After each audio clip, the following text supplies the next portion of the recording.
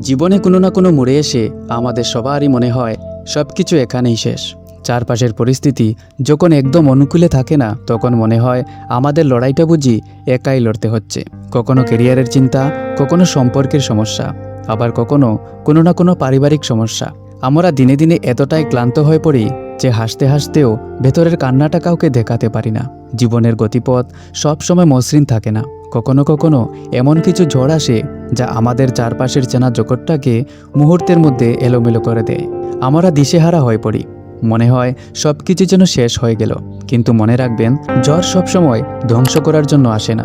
মাঝে মাঝে আমাদের জীবন থেকে ভুল মানুষদের সরিয়ে দেওয়া এবং ভবিষ্যতের নতুন পথ পরিষ্কার করার জন্য আসে। এই কঠিন সময়ে মহাদেবের উপর আপনার বিশ্বাস কখনো কমতে দেবেন না। মনে রাখবেন, যে সময়টা আজ আপনার জন্য সবচেয়ে কঠিন, যে যন্ত্রণা বা যে কষ্টটা আপনি আজ নিঃশব্দে সহ্য করছেন, সেটাই কাল আপনার সবচেয়ে বড় শক্তি হয়ে উঠবে।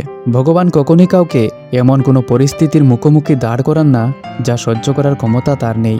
তিনি আমাদের সেই কঠিন পরীক্ষার সামনে তখনই পেলেন যখন তিনি জানেন আমাদের ভেতরে এটা পার করার পরম ক্ষমতা ও শক্তি লুকিয়ে আছে। লড়াইটা আজ যতই একাকী মনে হোক না কেন, নিজের ভেতরের আলোটাকে কখনো নিভতে দেবেন না। আজকের এই অন্ধকার ও ভেজা পথটাই কাল আপনাকে এক নতুন ও ঝলমলে ভোরের দিকে নিয়ে যাবে। তাই ভেঙে পড়বেন না, ধৈর্য ধরুন, ভোলেনাথের উপর আস্থা রাখুন, আর আপনার এই ধৈর্যই একদিন আপনাকে বিজয়ী করবে। আপনার আজকের দিনটি মহাদেবের কৃপায় শুভ এবং মঙ্গলময় হোক।